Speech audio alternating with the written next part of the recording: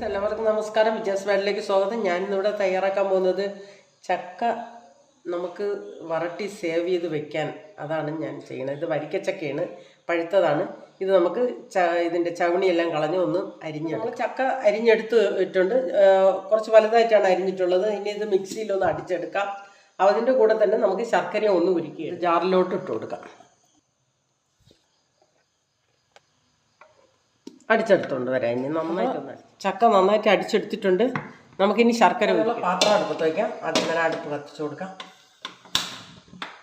ചൂടായിട്ടുണ്ട്. ആദ്യം തന്നെ നമുക്ക് ഇതിലേക്ക് നെയ്യ് ഒഴിച്ച് വെച്ചിരിക്കുന്ന ശർക്കര ഒഴിച്ചു കൊടുക്കാം. അടിച്ചു വെച്ചിരിക്കുന്ന ചക്ക നന്നായിട്ട് നമുക്ക് ഇളക്കി വറുത്തിയെടുക്കാം.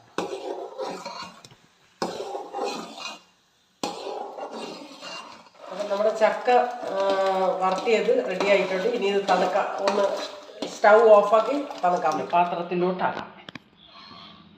അപ്പം നമ്മുടെ ചക്ക വറുത്ത് റെഡി ആയിട്ടുണ്ട്. ഇത് നമുക്ക് ഇതേ പരുവത്തിലാക്കി വെച്ചാൽ നമുക്ക് എപ്പോഴും വേണമെങ്കിലും നമുക്ക് നല്ല കാറ്റൊന്നും കയറാത്ത ഒരു തൂക്ക് പാത്രത്തിലോ വലിയ അടപ്പുള്ള പാത്രത്തിലോ അടച്ച് ഫ്രിഡ്ജിന് തണുത്ത് കഴിഞ്ഞാൽ ഫ്രിഡ്ജിനകത്ത് വെക്കാം.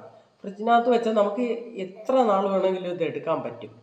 പക്ഷേ ഇത് വെളിയിൽ വെച്ചാൽ നമുക്ക് അങ്ങനെ പറ്റില്ല.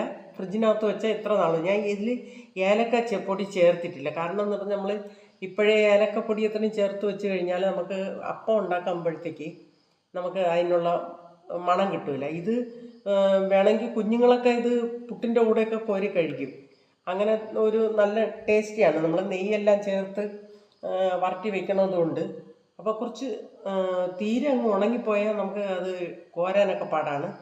ഇതേ പരുവത്തിന് തന്നെ നമ്മൾ ചക്ക റെഡിയാക്കി എത്ര നാൾ വേണമെങ്കിലും ഇരിക്കും. ഞാൻ എടുക്കുന്ന അടുത്ത വർഷം വരെയും എടുക്കണം. ചില സമയങ്ങളിൽ ചില വർഷങ്ങളിൽ. കഴിഞ്ഞ പ്രാവശ്യം നമുക്ക് ചക്ക കുറവായതുകൊണ്ട് അങ്ങനെ കിട്ടിയില്ല. പക്ഷേ ഞാൻ ഇങ്ങനെ വരട്ടി വെച്ചാണ് എടുക്കൽ. അപ്പോൾ എല്ലാവർക്കും ഈ വീഡിയോ ഇഷ്ടപ്പെട്ടെങ്കിൽ ലൈക്ക് ചെയ്യുക, ഷെയർ ചെയ്യുക, സപ്പോർട്ട് ചെയ്യുക. നന്ദി.